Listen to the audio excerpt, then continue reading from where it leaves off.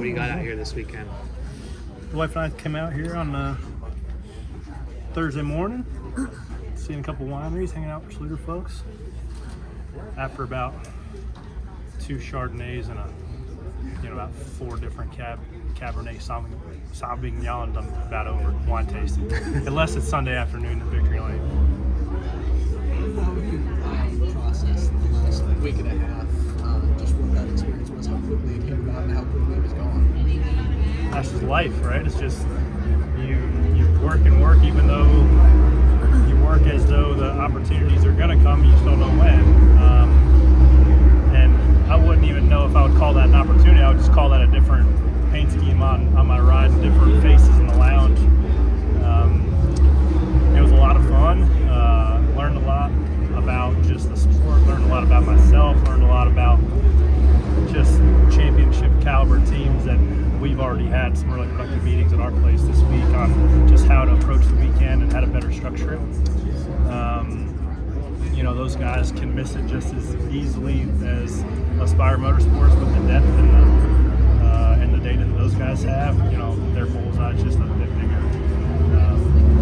It was tough to sit up there in the comp meeting and shoulder probably a lot of the responsibility of not running great, but at the end of the day, I just didn't get comfortable, didn't get settled in. And I could drive. I drive my 7 car with more confidence than I drive the 9 car. Right, I'm not going to be in the situation. I wasn't going to be the guy that wrecked Chase's car or misraced his car, because I was racing as though that was my one and only shot, which it wasn't.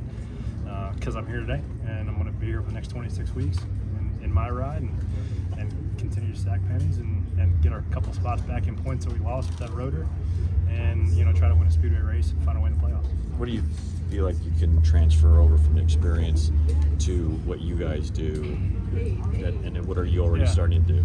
So some of the ways that we operate have kind of just been like self-preservation, of just trying to get by the next week, right? Whether it's not having super difficult conversations of trying to progress and get better, which Ryan Sparks and I have a great rapport, and he calls me out when I need to be called out and vice versa, and we keep each other accountable. But beyond that, there's really nobody else leadership-wise in our team that can be like, hey man, you need to do this better, hey man, you need to do this better. It's like collectively we just try to keep pulling the rope the same direction, and we get it to where we are now. But when you have, for instance, last week, when you have such a emphasis put on driver input relative to the car balance, and you've got engineers at the GM Tech Center sending you driver comparisons, and they've got engineers doing balance comparisons simultaneously as practice is going on, and you're trying to just ingest all that information, it can kind of get noisy.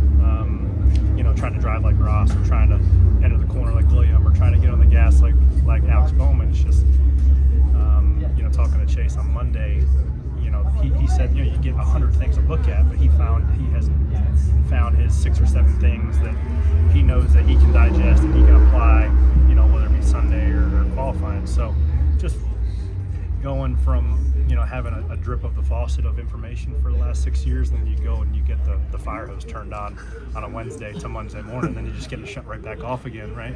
So now that I know a lot of the things that I didn't even know existed on Wednesday or through Sunday. So I could start asking for some things and some driver notes and graphs and segment data that I didn't know existed to try to help me for this deal. And I think that with GM support, Hendrick support of our operation, I think we can get some of those things and start getting some nuggets here and there to start making us incrementally better. To hear you describe it on Sirius, it sounded like that post-race drivers meeting was like the Inquisition, and you damn well better have thick skin to survive in that environment. Yeah, for sure. But also, it's an environment that's set up for success, right? Like, I actually left there that week feeling more confident that as we cultivate and we continue to build the right system of Inspire, we get it to a point where it looks like Hendricks, and just the depth of engineering, and the drivers can get the tools to develop their skills and get the most of my potential.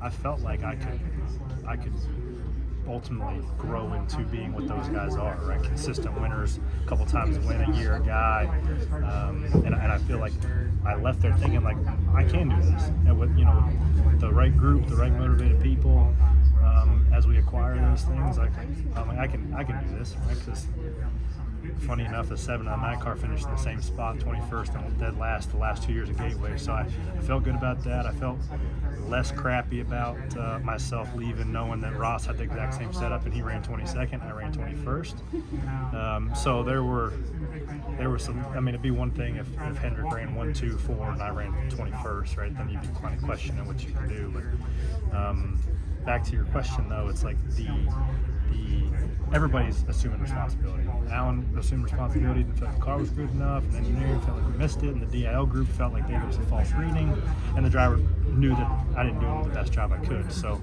that just accountability and responsibility of owning it when you don't feel like you hit the mark was noticeable there.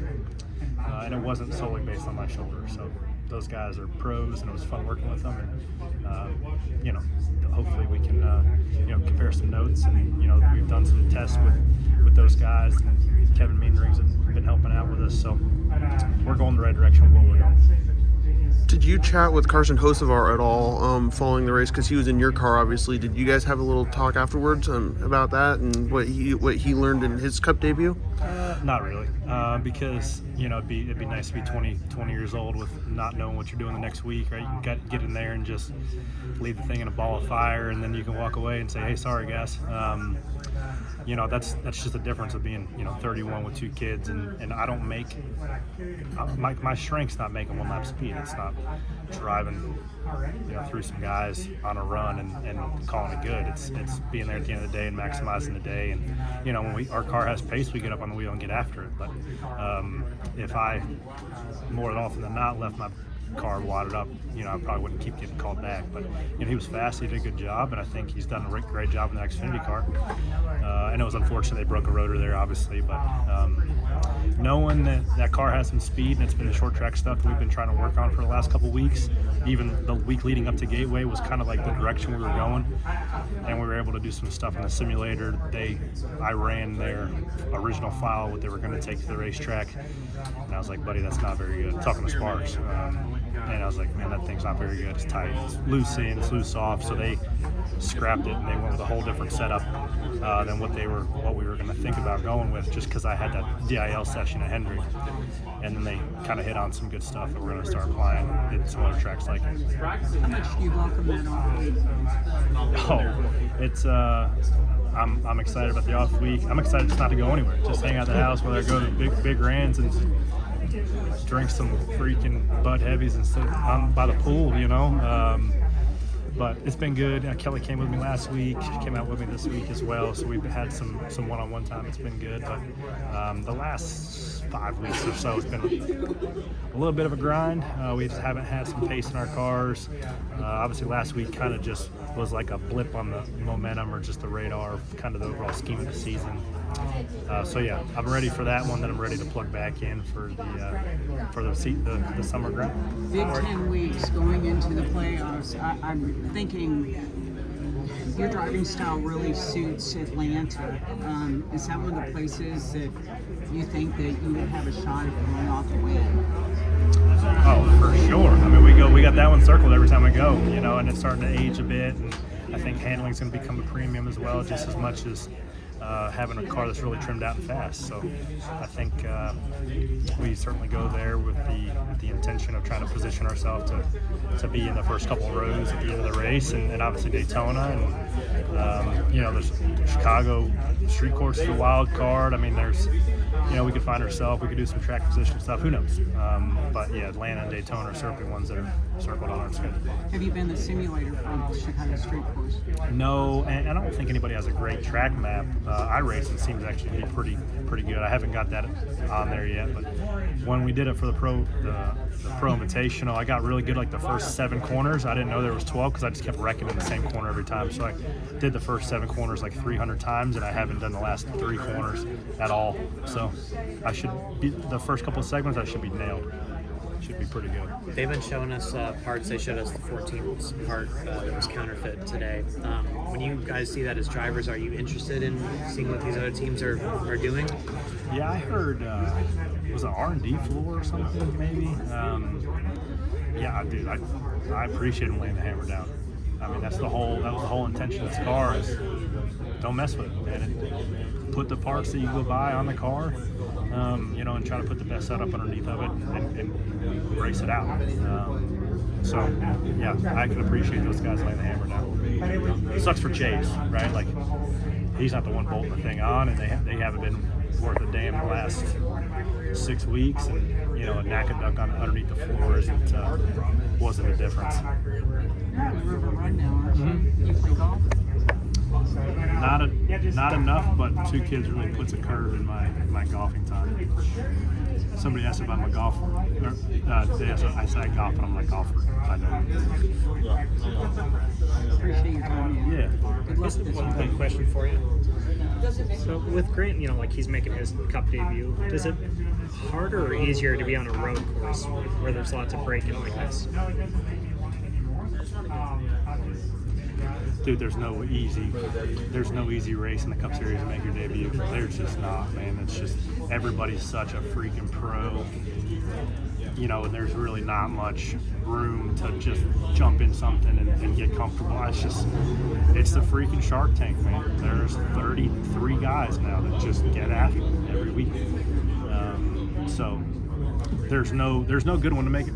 Now, I'm a big Grand Inferior fan. God, he's been doing it the hard way. It's cool to see him get his shot.